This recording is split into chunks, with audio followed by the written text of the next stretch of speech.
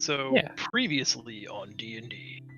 So yes, we had an enemy beachhead style scenario with these Piscine invaders. Killed fish people on the beach. Basically, we kill fish people wherever there are fish people. We saved the people that could be saved. Unfortunately, several couldn't be. We did battle with Undine and beat her back into the seas. Almost killed her. And an errant lashing out of necromantic energy created a new friend. Oops. My son. What was the name of him again? Opie. Opie, that's right. So we'll pick up sort of in the aftermath of the action there, unless anybody's got anything.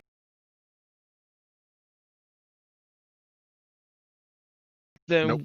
You guys are on the beach, blood stained and sweat soaked. Sun's starting to sink low behind the clouds. The storm that was offshore is working its way inside. You can hear the soft rolling thunder, and a little bit of light drizzling rain begins to fall. Wounded and tired, do you want to head back towards what remains of Swinford to try to find some rest? Yes. Yes. Yes. Please, can we have a long rest for God's sake? Let me reset. Is there anything left on the corpses that are in the boat or on top? Yeah, I of was the gonna wreckage? say, That can we might see anything in the direction of the that we sea? I guess. maybe take back identifying trinkets to the town or something. We have two competing interests. Reed, why don't you make an investigation check to explore the ship ruins here and see if there's anything like identifying people, so that hopefully you can let families know. And Kig, why don't you give me a perception check to just kind of keep an eye on the beach? Oh. Cool. I'm going to give you the 14 because the storm clouds are coming in, so you're not in direct sunlight anymore. Woo! So no disadvantage. Wow, Zell's missing out. Yeah, the one night, right? Kig, you scan the beach line. There's no obvious threats, no giant tsunami waves crashing down, no aqueous spheres making landfall. Also, just water leaves no trace. The only suggestion that they were ever here is Undine's trident in the sand. I don't remember actually who picked that up. No, it was me. And the collection of vitreous humor, for lack of a better word, that's in Feisty's water skin bag that still seems animated. Cool. Alright. Reed, you rummage through the remains of the ship. There are several deceased people. You can find clothing, jewelry. There are some, easily identifiable marks. The ship it doesn't look like it's from around these parts. It might have been from other areas of Pendler, could have been out on an extended fishing trip, could have been a long-term voyage. You don't know for sure, but it doesn't look local, so it's unlikely you're going to find family members here. But it's up to you as to what you want to do with their, jewelry and identifying paraphernalia. You know what? I'm an opportunist. I'll take it with me. I'm going to hold this for later. Yes. For plot reasons. That's the nicest way of saying I'm gonna pillage these people I've ever heard. Damn right. In your inventory, you can add unappraised shipwreck jewelry.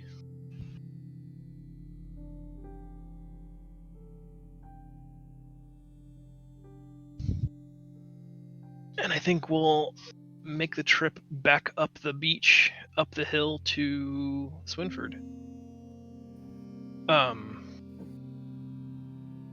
The storm, by the time you guys make the foot journey, almost that quarter mile, the storm is now just over the city, soft rain falling everywhere.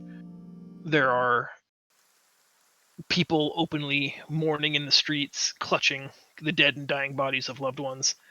There's a contingent of towns guard that are digging graves in the field outside. There's just a deep, overwhelming sense of sorrow and mourning. But as the assembled masses, in their grief, see you approach, they all stop to watch. Some cheer, some clap, others just nod. there are a few farmers who offer, their gnarled extended hands, looking to shake yours. Kig, you especially feel more welcomed here than you have been in many human civilizations throughout your life. I Could it shake be all the the hands trident that I'm that holding. are possible. Yes, it's amazing what a shiny trident will do for you. Yeah. I'm not very comfortable with this. I'm also not very comfortable with this, but that's pretty standard. But I'll take it on whim. Hold my trident up with pride. There's very few structures that are like fully intact. Most of them are, half collapsed, dilapidated structures. You see people making camp, starting fires in the ruins. It's just an unfortunate scene. Do you guys just want to try to find room? Do you want to see if there's an inn still up? Do you want to just try to survival and make a camp in one of the ruins? Do you want to help bury the dead? How have Leo and I been like camping or like staying when we've been on the road? Because I assume that's what I'm just gonna go do because it's what I'm used to. I imagined that if, as a traveling forge, he's probably got a camping tent, or maybe converts part of the wagon into a makeshift home for the evening. Like a Something like that. transformer. Jealous. Yeah. Or the It's like meat those tent. RVs that have like you God. pull out the side, the awning, and you pull up the posts. It's like that. Nice. It's like, do you have to kick the forge out though, or are you just like Yeah. sleeping right up against it? Yeah. You have to kick the forge out. I'm assuming Kel usually sleeps inside, and I sleep out by the forge. Yeah, that seems about right. That seems fair. For those of you who don't have a dwarven carriage to sleep in or under, what accommodations do you seek? I mean, I do like I invite can everyone to fit. join us around a campfire at the carriage if anyone wants to join us. Are we able to start a campfire in this misty, hazy weather? It's possible. It will be a survival skill check. I decide to assist with this idea and get to know my new companions better. I tried rubbing two sticks together. It did not work. I May will camp with attempt you? to make a campfire. Okay. I succeed. Nice. I don't know. Maybe. Yeah, no, you've got tons of forging tools. You've got the knowledge, the know-how, the expertise. Easily, you set up a makeshift camp, extending your awning as described. You get a nice warm fire going. Nice. As you guys are drying your clothes by the fire, warming your hearts, and sort of being lulled into that quiet, cozy nap time feeling. Muscles burning, it's just time to sleep. A small girl approaches your camp, and in her hand is one of those small paper lanterns from the festival that was rewarded earlier in the day. She's not speaking, but is holding the small little nubbin of a candle that sits inside of it towards your fire, like she's asking you to light it. I graciously light it and hand She it back to her. puts the small little nub of melted wax back inside of her paper lantern and walks to the town square and just lets it out of her small little outstretched hands. And you guys watch it just tenuously being tossed forth and back in the wind. The candle almost gets blown out, and then it just begins to rise straight up, almost as if the storm itself took pity on the poor people. I think As I have a Perhaps paper lantern we kit. should join her. Well, that would be thoughtful. I will use my paper lantern kit that I have to do the same.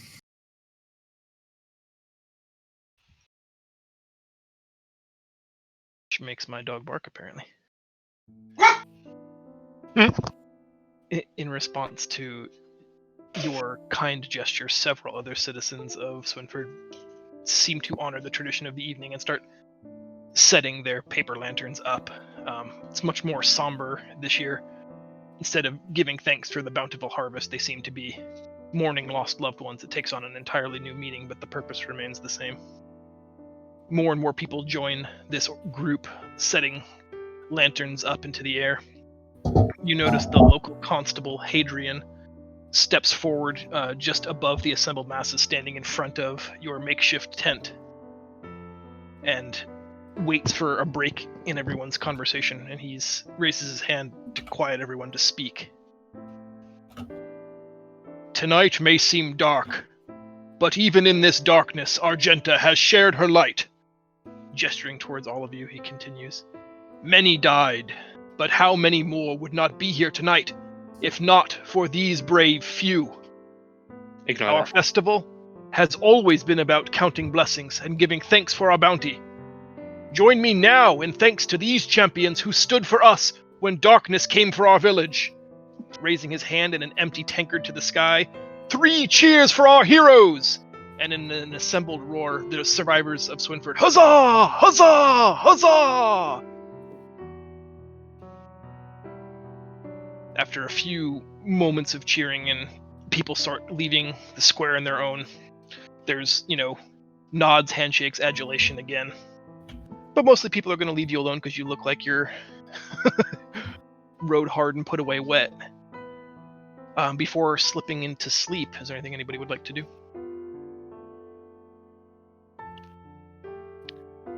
I approach the constable and advise him of the identifying marks we found on the ship.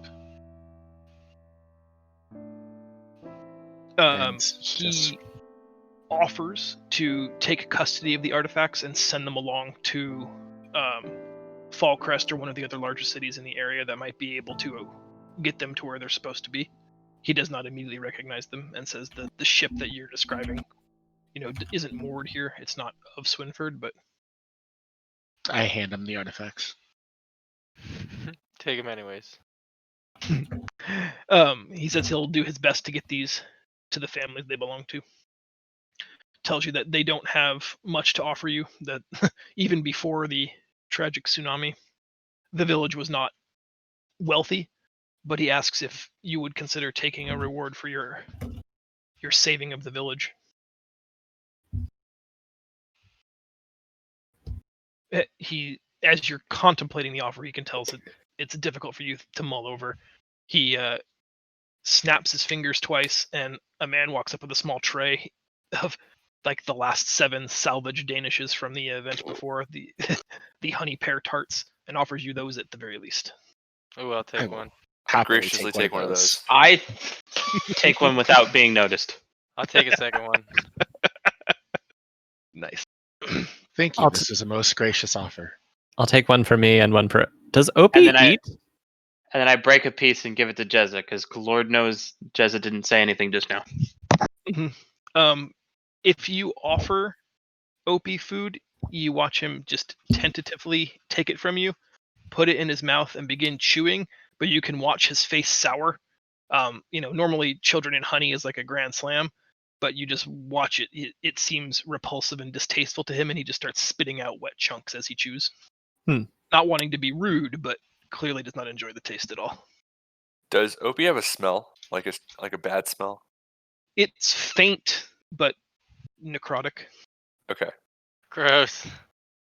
I'm gonna accept for the party the reward that the constable is offering us. Yeah, He's we got- just did. You want the coin he's got in his footlocker? Wow, rude.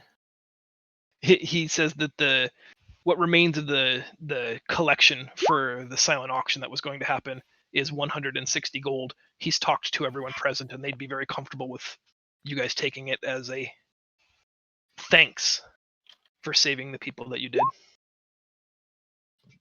Yeah, we'll split that evenly among the party, I think. Hey, I got a question. Go. So, we're back in the same town, right? Correct. Did the Riddler guy die?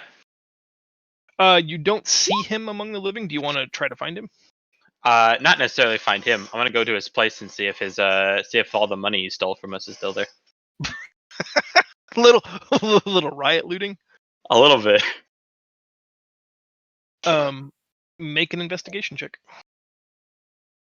Because that's kind of my character. Very much just lived on the streets at one point. Investigation, yes? Yes, please. Fuck! The small makeshift tent that he had set up in for Beriddled is just like sunken in the wet mud. You try like pulling pieces of it out, trying to get under it, but I mean it's almost like a sinkhole at this point where he once was. If he got out and took anything with him, he's not here anymore, and whatever was there has been reclaimed by the earth. Damn. I wanted to get back at that old man. R.I.P.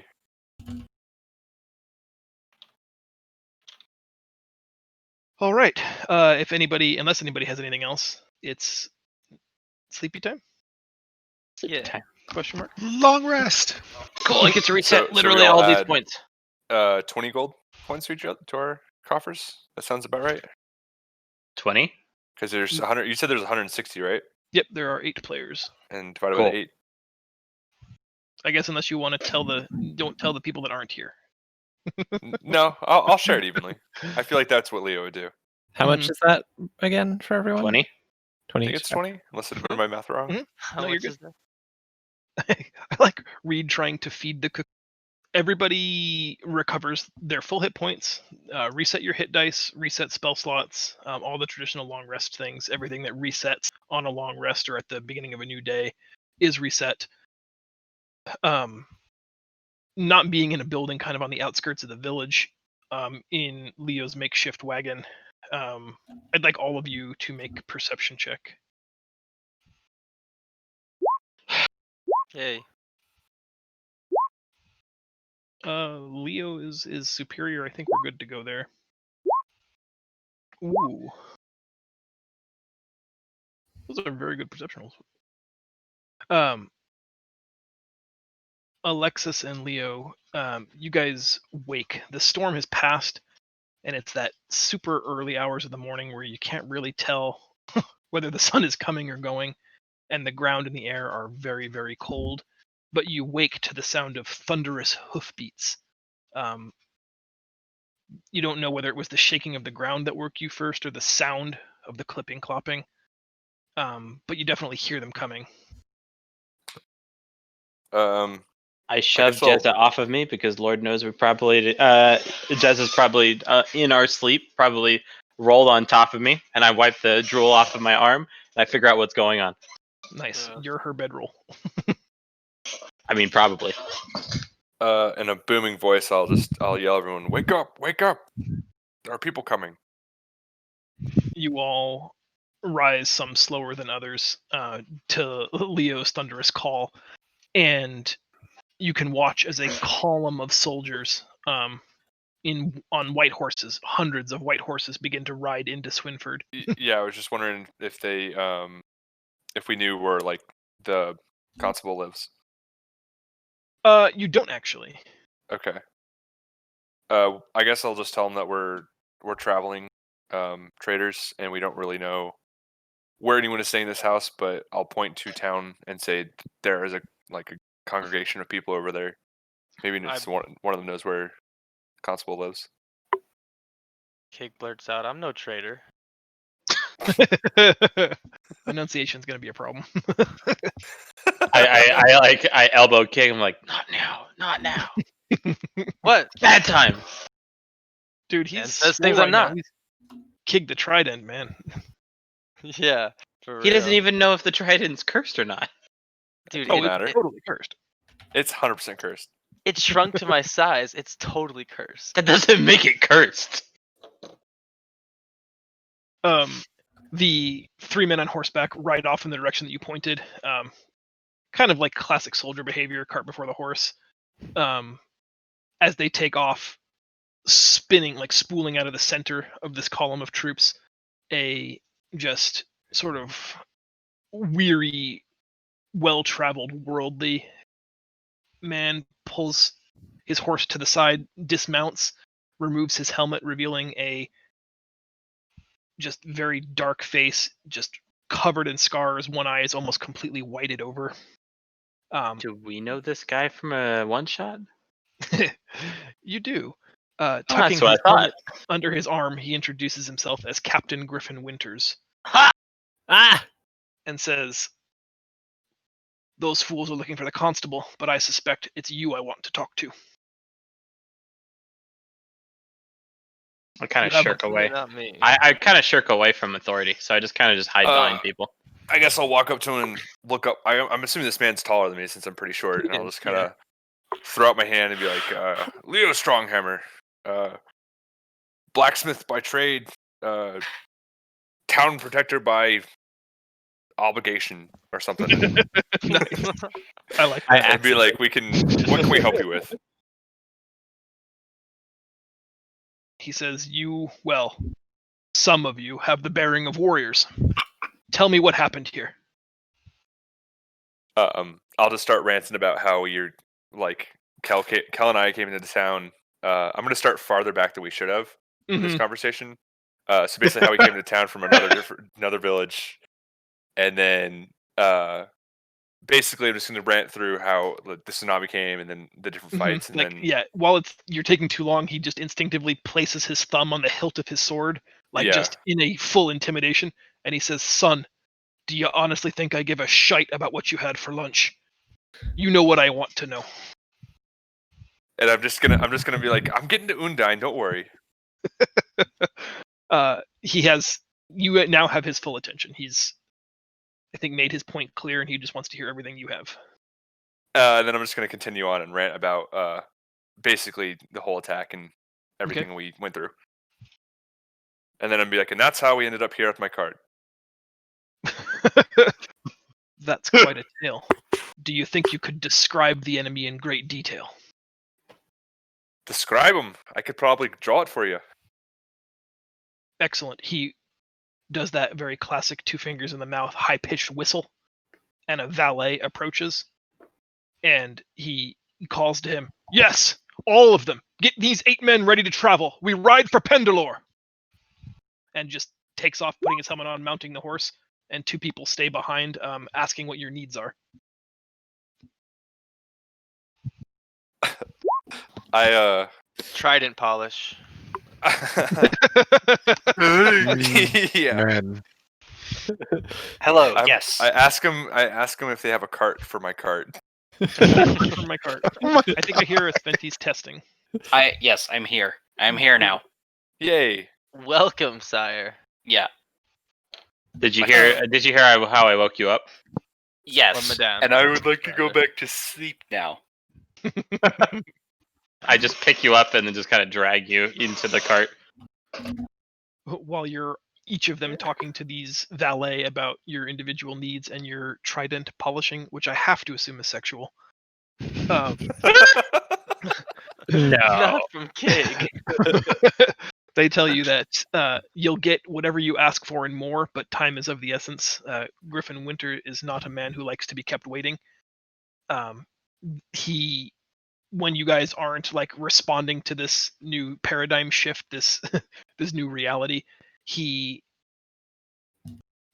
comes in close to the huddled mass, kind of setting himself down inside your camp, warming his feet and hands by the fire, and he just looks around to make sure no one in the army can hear him, and says, "You know you're the only ones, right?" What do you mean by that? He leans in and says, "Last night, dozens of villages burned, hundreds dead. Only this city remains standing. Last night we lost Broad Beach, Pebble Bay, Gracewind Shore, Mourns Bay, Cliffside, all fallen to these fishy people. Obviously the Queen wants to know how and why. Thank God you were here to stop them." Fishy people. Reed pipes up. What you got, Reed? The villages did not make it, but were there any survivors at all? He says, "No, that's the scary part. Not one single man, woman, child, or beast left alive. Many just taken. Not even the bodies."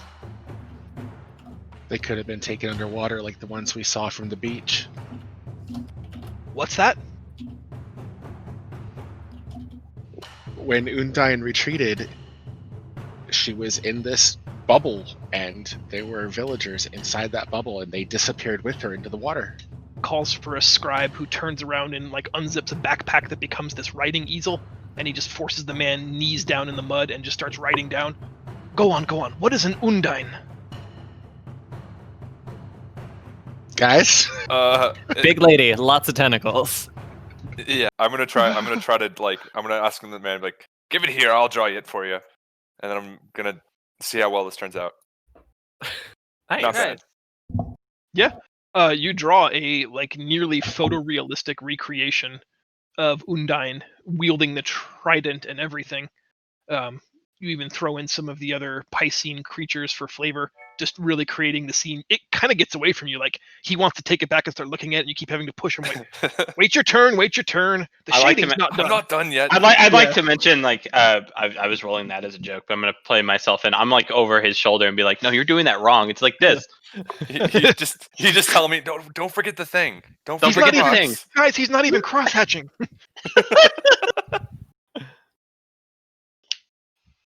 Once you're done, he's very impressed with both your ability to recall such an obviously terrible and traumatic experience and to render it so beautifully.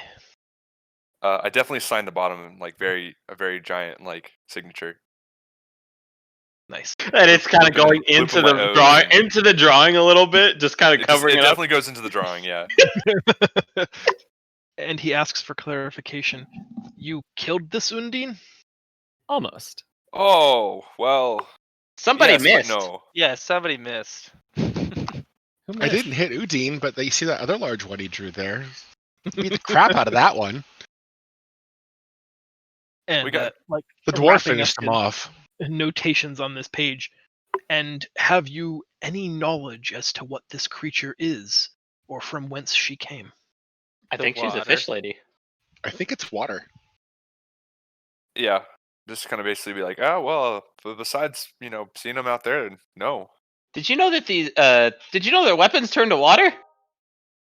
We do have an idea where they might be, though. And you're gonna pull out your little thingamadude. Yeah, my Oh, hey, bag hey. of magic water. He takes a step back as soon as you point the water skin anywhere away from the beach, it just creates this sort of like protruding tentacle of water as it tries to squeam away back towards the shoreline. It looks like you have, some kind of large snake or eel in a bag that's going bananas. I wouldn't recommend drinking that. It's gonna come out in a very awkward manner. Organ juice. And he asks, "What is that?" Well, this is what their weapons are made out of. Leather and water? I don't understand. Just the water. Did you not hear me earlier? I said their weapons turned into water. They turned into water. That too. He leans in to smell your breath, almost like he's trying to detect the presence of alcohol. Do I look like a drunkard? I'm quite sober, thank you very much. I apologize. You just seem it. Leo definitely says, Uh-huh. I only had 12 yesterday. I'm fine. He doesn't write it down until you, like, all 3 or 4 of you begrudgingly insist that they become water, that their weapons became water, and like staring at him until he does, he eventually writes it down. Even though you can tell he doesn't believe you. It melted out of my hands. I Have you ever froze known a it monk to on lie? the ground. And how did this force arrive? How did they depart? What kind of ship were they on? They came out of the ocean. Well, They if I weren't had on a the- guess, I'd say they rode a tidal wave. Ooh, that's a good guess. Good job. Yeah. He does say that there have been reports along the countryside of a massive tidal surge, a tsunami wave that swept inland almost half a mile. You think the creatures manipulated this? Probably, yeah. I hear That park sounds about benches make it to where you don't die from them. I've heard of Stranger Things. There's much for us to discuss. Are you ready to travel now? Yes. Yeah. Has it been 8 hours yet? We can Has- sleep on the way. We can sleep on the way, right? Yeah, Yeah, where are we we need a- going? You need a second rest for your first rest. This is not like a second breakfast scenario. I'm just messing. Yeah. Second She said breakfast. if you're ready to travel, they have a very nice passenger wagon that will carry all of you to Pendle or to Castle Ashburn, where you'll meet Queen Gwendolyn. She needs to hear your report in person, discuss these matters with you, probably even personally thank you. Nice. You ride all night, and just before sunset, you guys are riding through the valley that leads into this massive castle, maybe 1,200 feet above the valley floor. You can see Castle Ashburn from miles away. You ride through the winding road that takes you up there, through the small city that's sprung up around the castle itself, heading for the Great Hall. Most of the column of horses have peeled off and are headed towards a stable, probably to clean and feed the horses. 2 guards stay on as a retinue with Griffin, and they walk you, now disembarking from the carriages, to the large double doors outside of the Great Hall. There's a beautiful blonde woman with long flowing hair, just waiting. As you approach, she introduces herself as Liza, friend to the Queen, and says, before you may have an audience with my Queen, perhaps you would consider some alterations, she says, almost with a diplomatic smile, insinuating that you look and smell terrible. Yeah, if everybody is ready, clean, well-fed, you are prepared to be ushered into the Great Hall, where you will have your audience with Queen Gwendolyn. Ooh, delightful food. Wonder who else will be there. Oh no, Jezza doesn't wash well?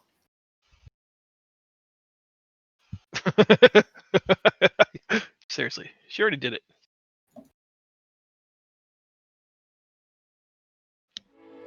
You guys are walked through the double doors into this ornate throne room. It's just resplendent. Beautiful tapestries hang on all the walls. There's a sort of flowing velveteen carpet that leads to the high throne where Queen Gwendolyn has audience here. You guys are ushered in first. There's a bunch of advisors and attendants. You see and recognize Griffin Winters, who stands there with 2 other Kingsguard, and they all just sort of wait. You are given the option to take a seat while we wait. Eventually, a series of nobles come in from one of the side entrances, and after them, the valet of the Queen. All rise for Queen Gwendolyn. And she just dismisses him, like, I've got no time for this, almost pushing him out of her way. And she takes her seat on the throne, looking at Griffin. These are them? These are the heroes? She looks at you, taking time to sort of examine each of you one at a time, sizing you up almost. Thank you for the kind service you've done to my citizens.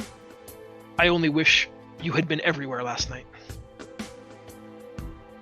Please, if it's not too terrible, can you tell me what happened? Greetings, We young revived queen. a mage twice.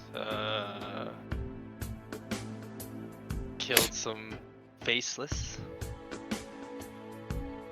That's about it.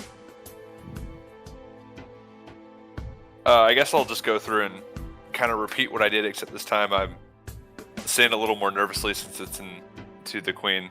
Whole time I'm like trying to like stroke my hair back to look good and kind of like Nice. sucking in my gut.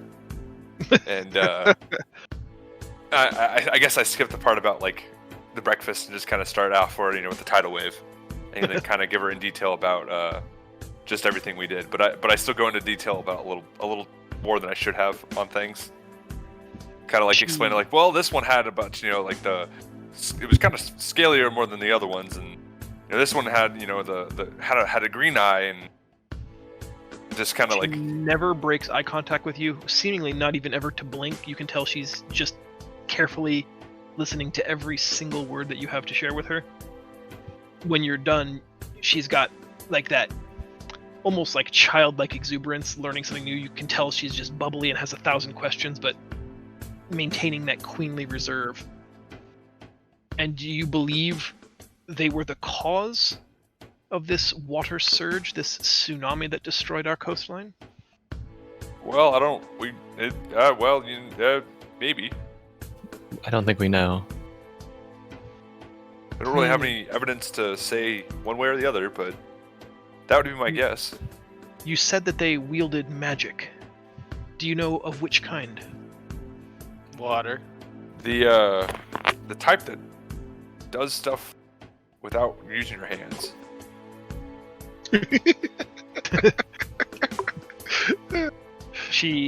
I'm a puts her barbarian. Don't hand- ask me about magic. She stands up, takes 3 steps down the pedestal to her throne, and gently puts her hand over the broad section of your bicep and says, "A powerful and brave warrior, no doubt, but is there one among you more well versed in the arcane arts?" That would be me. Gonna turn around and point to Kel. I move up behind Alexis and I start pushing her forward, and it's like, this one knows all the things. I put my hand in your face and push it back. No, I don't. No, I don't. I guess I will take this then. Okay. Side note, I have a question real quick. Yeah, go. What is the outlook on necromancy in this kingdom? Not very good. Not very good. Not super favorable. Her father fought a long-time war against a necromancer over many years. That same necromancer killed her mother and, launched a, 6-year war on the kingdom, decimating landscapes forever and murdering thousands of citizens. Which is why I told Opie to stay in the cart. I'm gonna. I guess when she asks about the arcane arts, then I'm gonna look at Kel and then point to Jezza. Yeah, didn't they ban those? That was magic? one of the things I was toying with in the other campaign option. That is not necessarily true here. Okay. It's just kind of frowned upon. Okay. Yeah, it's like if, in Germany in 1952, we were like, hey, so I've got a really cool idea. Let's radicalize, form this militant party, and we're gonna just hate people for no. No, we've tried that. That didn't work out. Okay. Yeah, then so- I'm gonna point to Jezza and be like, and just kind of give us sorry expression to Kel. I kind of shrug and nod. You can tell she was disappointed because she was ready to hear. She was prepared to accept you as an authority figure on the subject, but as your gaze turns away from her, she's waiting for someone to tell her what they know. We're all just expectantly looking at Jezza. Jezza, you mean me? Yes. Alexis. Oh, Alexis, I'm sorry. Don't look at the goblin monk to explain magic. Because, Your Majesty, this beautiful elf.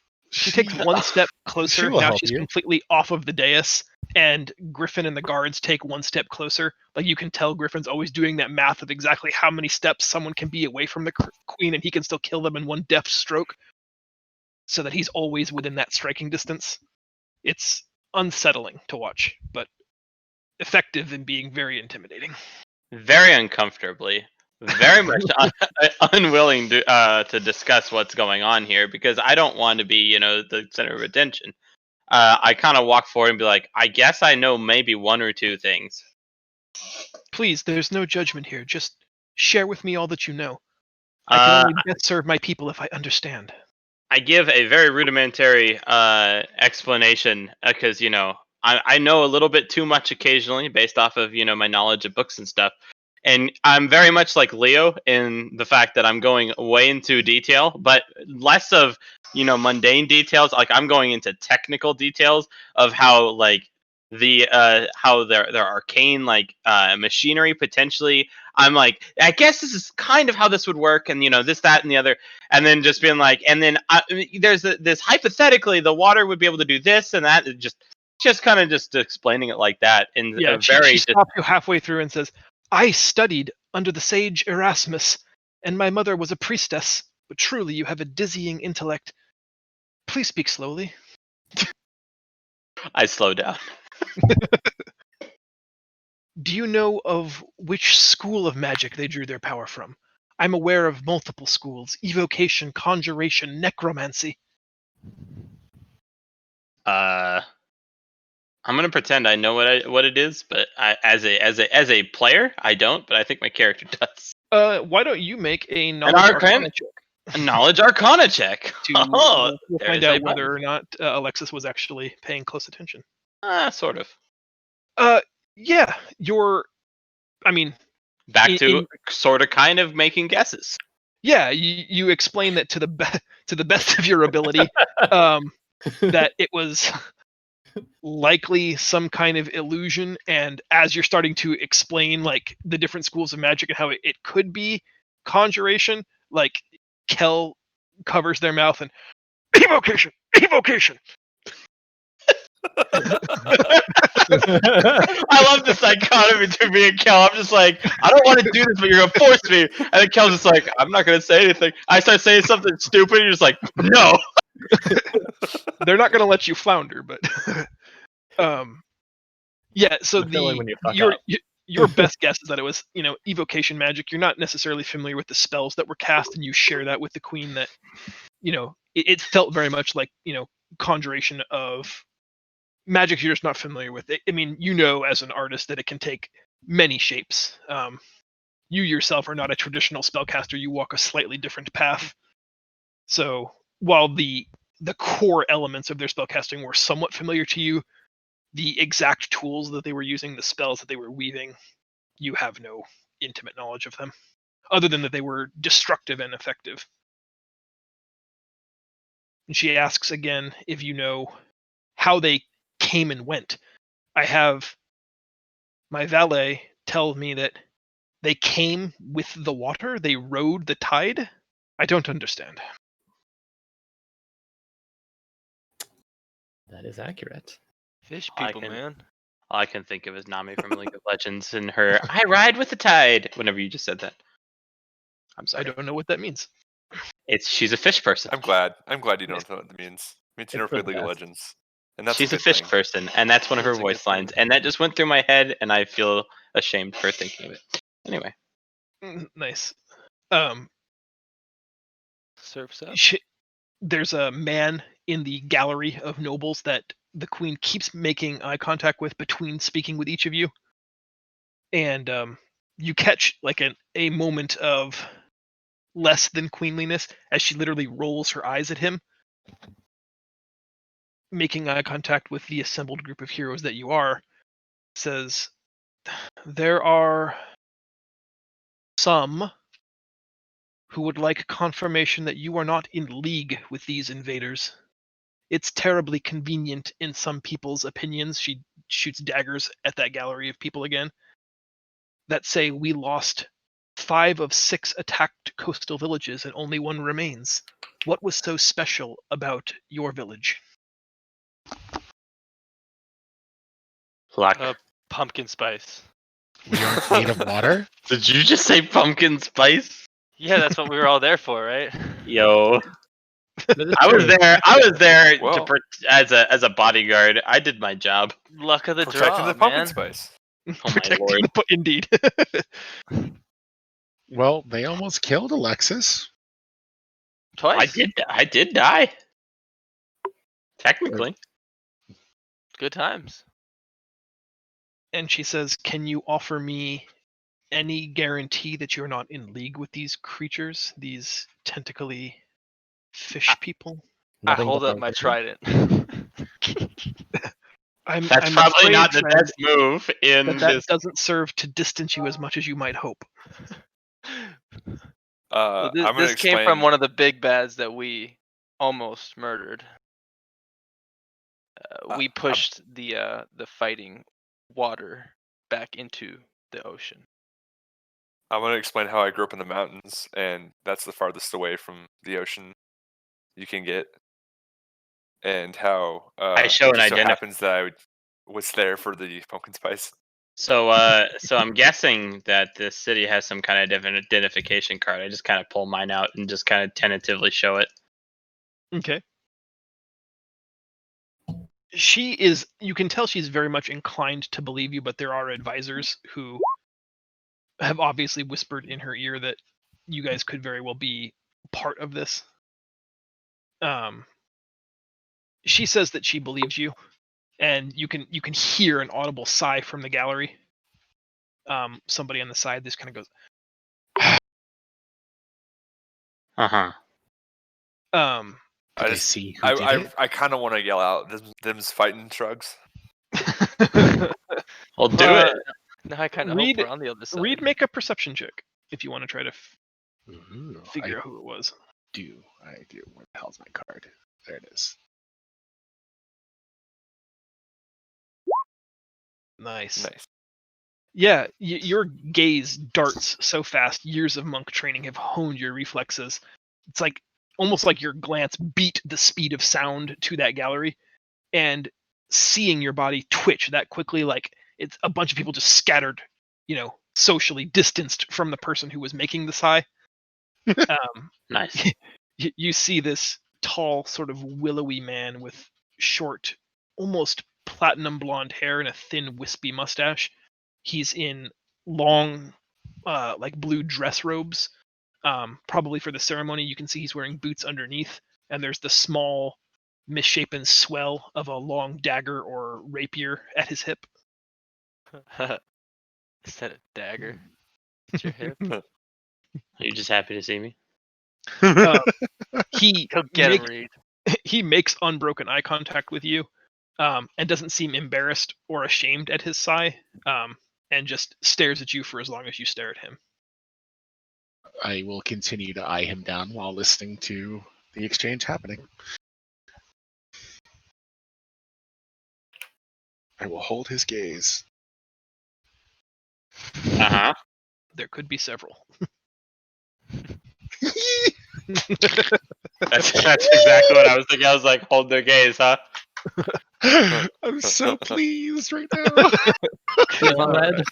That was just for you. Having a good time, yeah. The queen says, I have one last question for you. And she motions to the Captain Griffin and his guards, and they both just take off either sides of the room. Clear the chamber by order of the queen! And as you guys start to turn, not you, you stay, Griffin says, patting you on the shoulder as he walks past. Everyone else leave!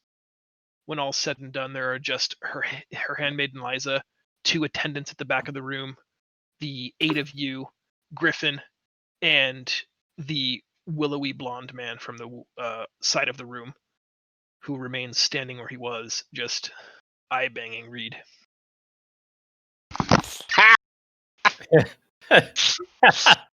Oh, you like him short, do you?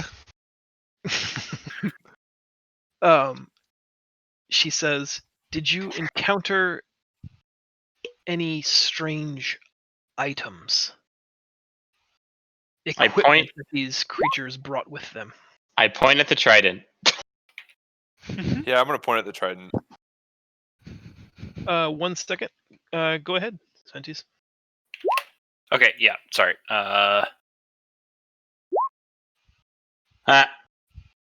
Okay. Yeah.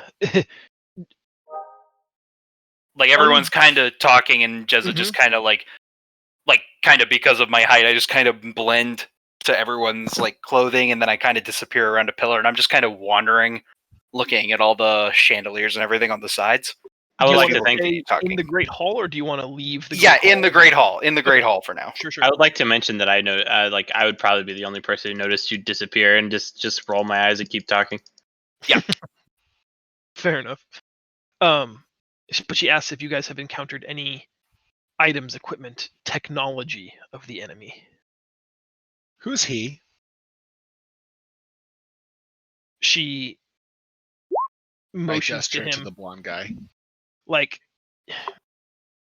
like that just petulant child thing, like where you were embarrassed by your mom, but you also need your mom, so you're like, yeah, this is Debbie. That's how she sort of motions him over, and says, "This is my master of spycraft, Willen Ashtow." Ashtow. Leo's gonna say that he has a very weird name. Hello, You got a weird Spymaster name there, Ashton. son. I chuckle a little. Said, "Yes, well, we all can't be blessed with Manville levels of creativity." Oh, nice. Short pointing to the whatever. Indeed, why don't you stick to hitting things? I'll hit Leave you the upside talking the to those head. with brains in their skulls.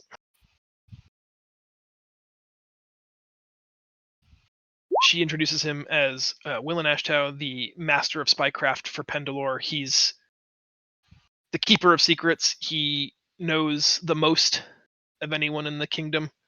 He produces a large metallic ring from underneath his cloak. It's about 9 or 10 inches in diameter, and the center of the ring is crossed by a tube, like an ampule, a cylindrical glass vial that has flowing water in it that looks like that aqueous substance that the creatures on the equipment turned into when they were killed. There's runic markings along the edge of this metal disc, frisbee-like structure, but there's also some scoring and a massive dent where a chunk of it is missing. Do we all notice that? Did he show Yes. us intentionally? Yes, he's presenting it to all of you. He says, "My little birds found it in the ruins of Morn's Bay. Do you know what this is?"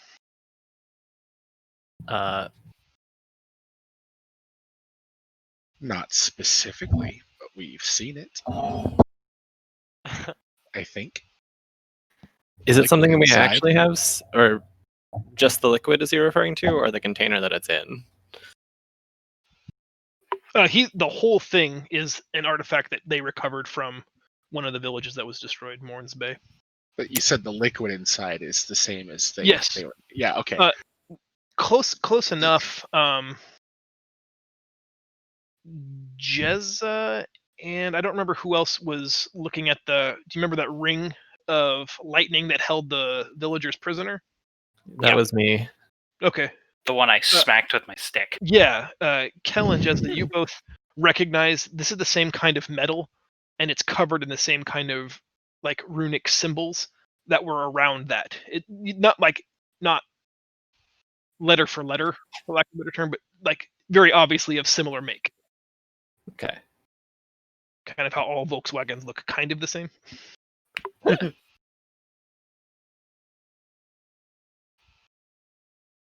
Waiting, Yeah. he's like, Oh yes. Then I mentioned that is that thing, and then explain the thing that we encountered.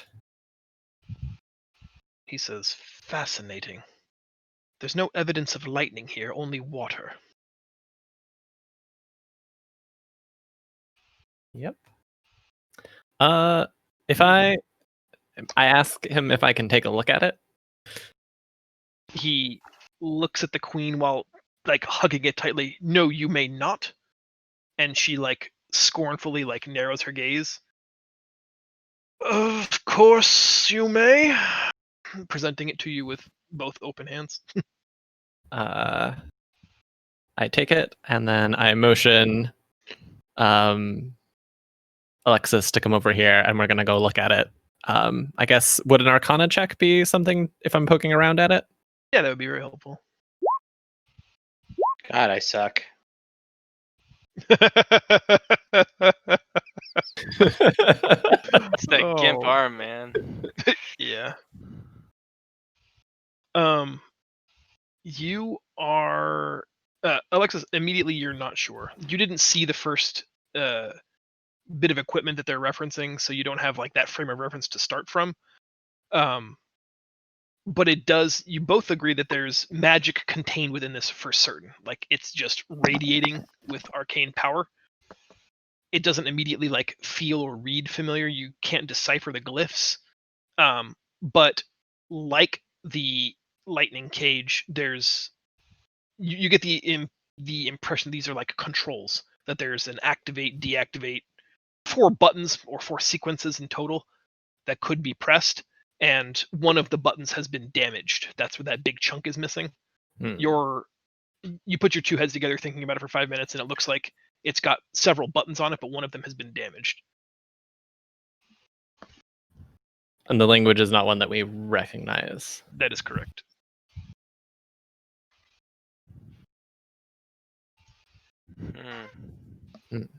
He says it could be of Aether technology. Aether. She says the mages of Aethervale, they wouldn't dare. And he goes on to tell her, they do dabble in elemental magics. It's not inconceivable. Why would sea creatures have it? Well, from what you've told us, they arrived via conjured waves and disappeared just as quickly. Sounds like the work of a mage to me. Getting a little too conspiracy theorist on us. That's his job, though. You don't like mages, do you? He says, I don't like anything I don't immediately understand. The waves weren't conjured. That's cute.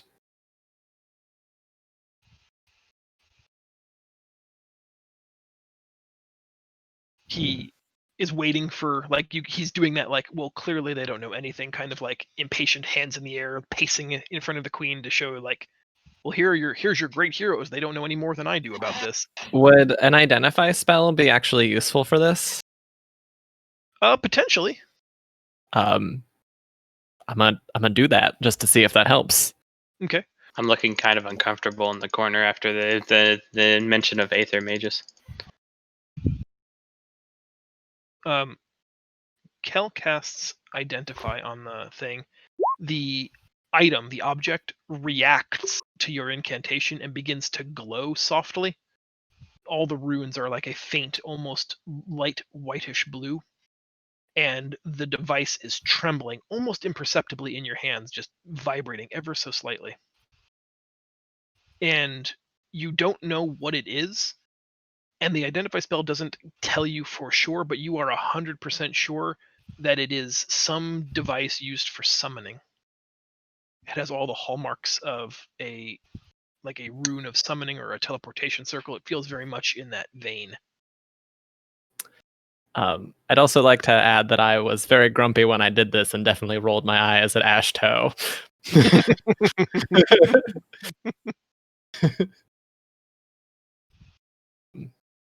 Interesting. I share that piece of data with. Oh, for fuck's sake! It costs 100 gold to cast that spell. Are we gonna overlook that for a second, or do we want to roll that back slightly? Because it didn't actually identify, I would say that it didn't consume a pearl, even if you had one, because you're not. I'm not going to let you actually identify it so much as just give you story hints. Okay. Then I'm gonna share that with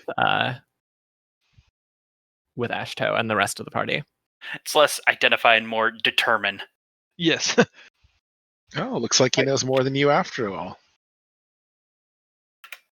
Few can claim that.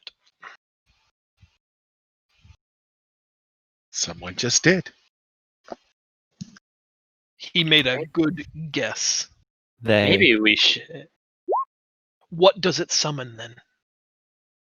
I would have to guess that it summons whatever we have had to deal with lately.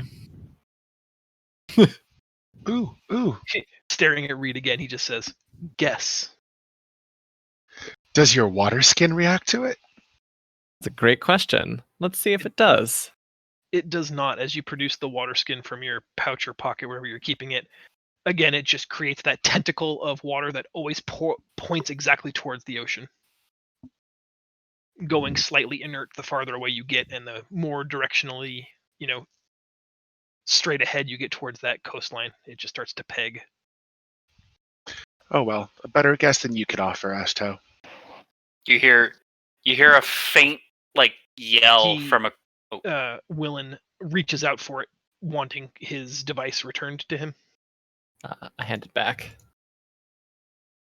Can I say something? Oh yes. Yeah. Oh, Hey, I figured that was what happened. It's like Yep. normally Try doesn't talk over people. You hear a small, like, kind of yell from across the hall. I'm at the back end of the hall now, by the way, like behind the throne. Sure. In that picture, like I'm all the way back there. I'm like, try touching it with the trident.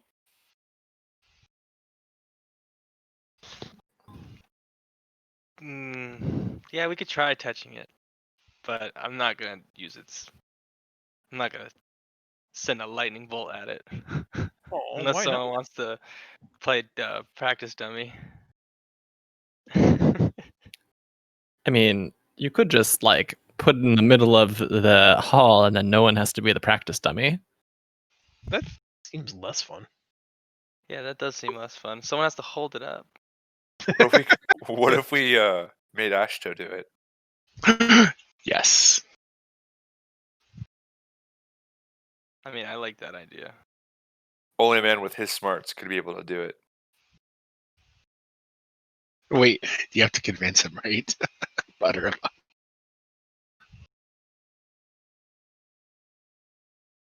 Well, One second, I'm down to give it a try.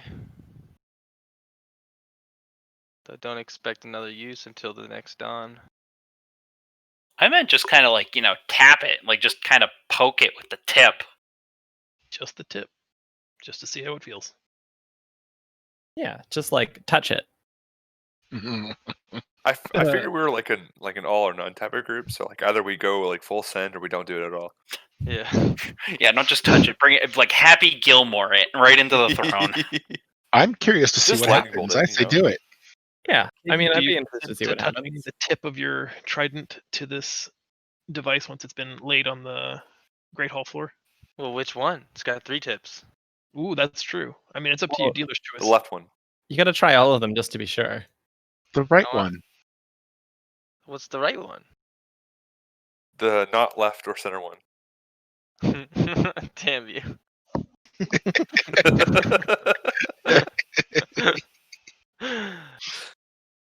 Uh, But yeah, I'll try it. Okay. Kig, you kind of being put on the spot, but still riding high on that false bravado from the scoot scrubbing, just triumphantly march towards the thing and tap it.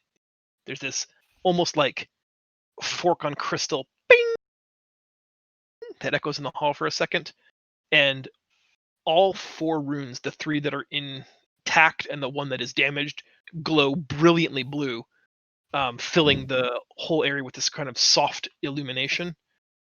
And the water in the glass ampule in the center begins to churn violently, and the sigils begin to take, like the one on the farthest left deluminates, then the one in the northern position deluminates, then the one in the western position deluminates, and then lastly the damaged one on the south deluminates, and the circle, the disc that holds it all together, suddenly rapidly expands to almost 10 feet in diameter, and the liquid in the ampule spills out into the void and creates this just millimeter thin pool of water that outstretches, that begins to rapidly ripple, and then it surges with a flash of blue energy, and shapeless aqueous creatures begin to emerge from it. Put it back. Uh-oh. Undo. We should not have done that.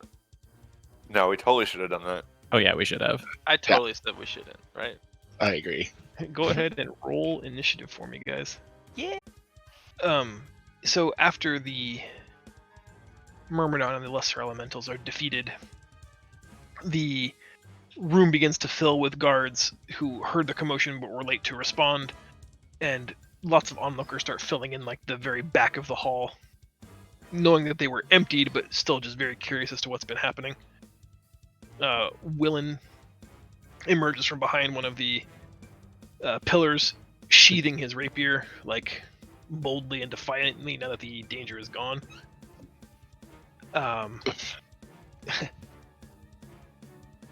There's just so much to take in. Everyone seems a little dumbfounded. Again, Queen Gwendolyn finds herself in a position where she has to thank you for doing the kingdom a service and for protecting her directly. She says now there's no wonder or doubt in her mind as to why Swinford was spared, or whose side you fight on.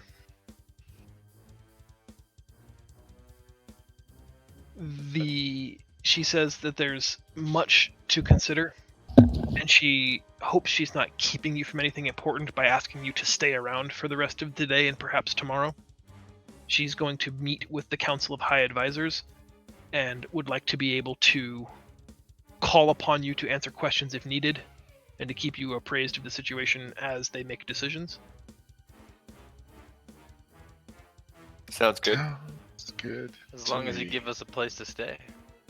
You'll be, kept in the nicest accommodations the castle has to offer, probably more fine than anything you've ever experienced.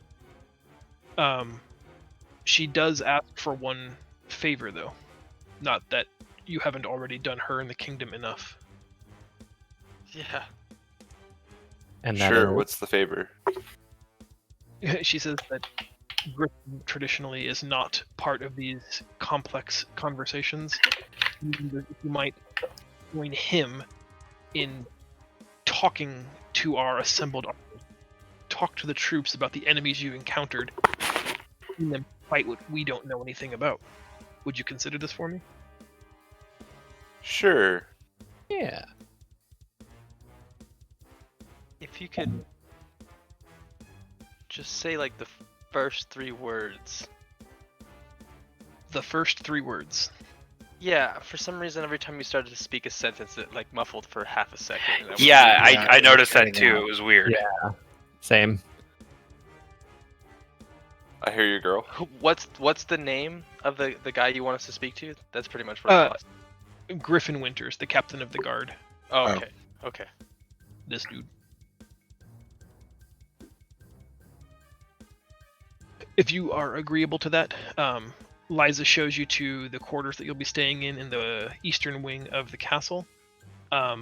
Offers to return your soiled and filthy clothes if you're going to go be playing soldier all afternoon. No sense in getting 2 sets of clothes muddy and sweaty.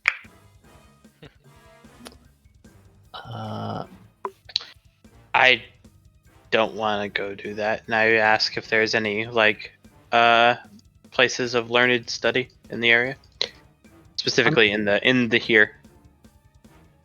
I'm Uh, also there- Now? I'm sorry, that was a lot of voices at once. Say one person at a time.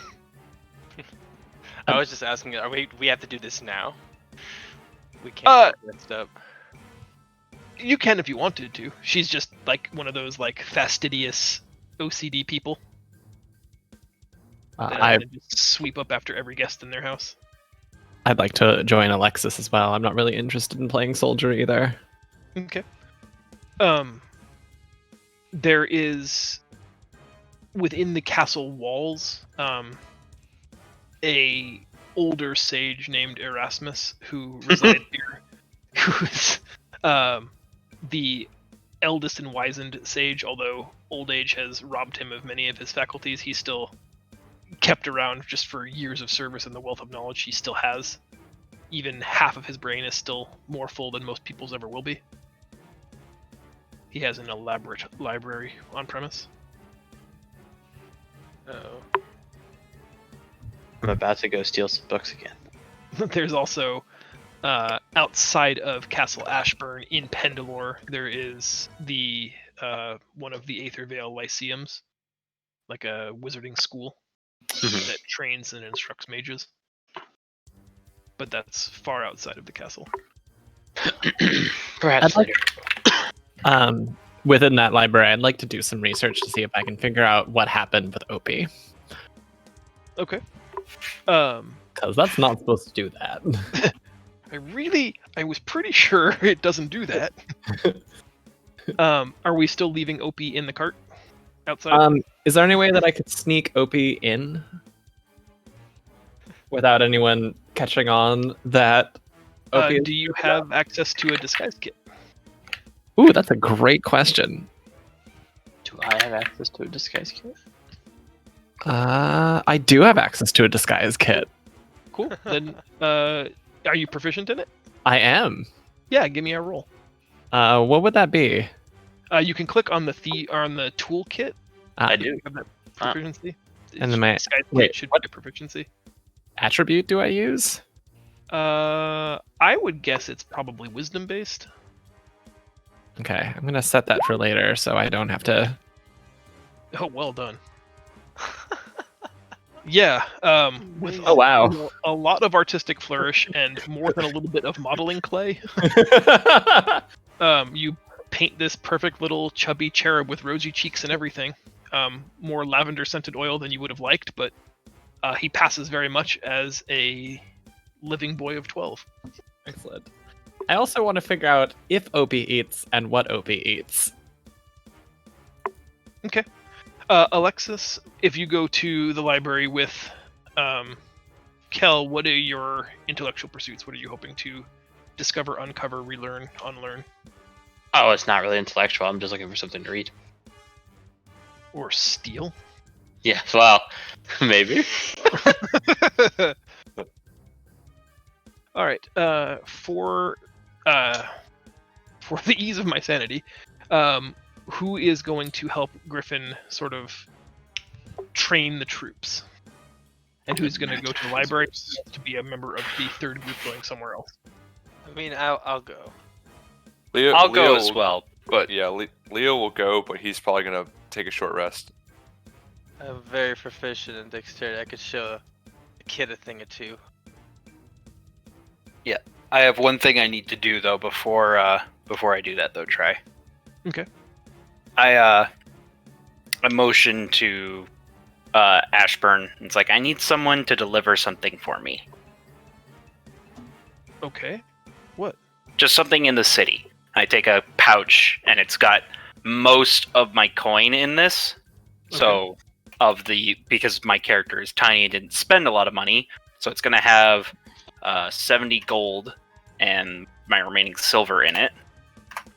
And it says, I need you to take this down to the inn in the lower part of town, put it on the counter, and tell the barman that the fireman needs to come pick it up in the morning.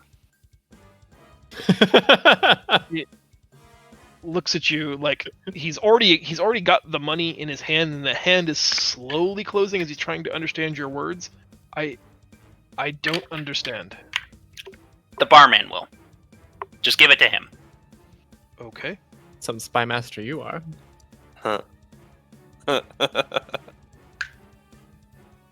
And he takes his leave of you. Yeah. That's. Sorry. Go ahead. No, it's for the my character sponsors the orphanage, but because orphanages can't, as the way I put it, it's the way the matron is really stubborn, so she doesn't like to take donations. So the fireman is a code just for the kids to come get the money and then spend it on themselves. That's just history. All right. So, as you walk down the path here, you see this large ring of stones. Griffin refers to them as the Ring of Elder Stones. Wait a minute. They look a little bit like Stonehenge. Just past them is this sort of man-made moat of water and this sparring pillar. At its center, there's a rope bridge connecting the land to this man-made island, and there's several assembled elite troops waiting there. And at the other end of this stone platform, you see several like stone-carved warriors, for lack of a better term. They look like statues, just poised there. And Griffin points to them and says, "Have you ever experienced battle with a figment golem?" A what? Never. Can't say I have. Figment. Never mind. Not a Have one. any of us? He calls the army to attention on the banks.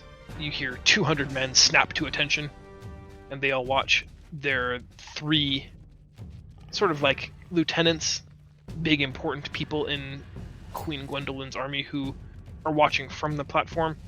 Griffin explains to you, the 4 of you, Reed has done his herbalism shopping, that you stare into the eyes of one of these figment golems and do your best to relive that combat. And if you convincingly relive that memory in your mind, the figment golem will become that enemy. They use it in various ways to train the army for any conceivable circumstance. They were a brainchild of Lore Master Erasmus.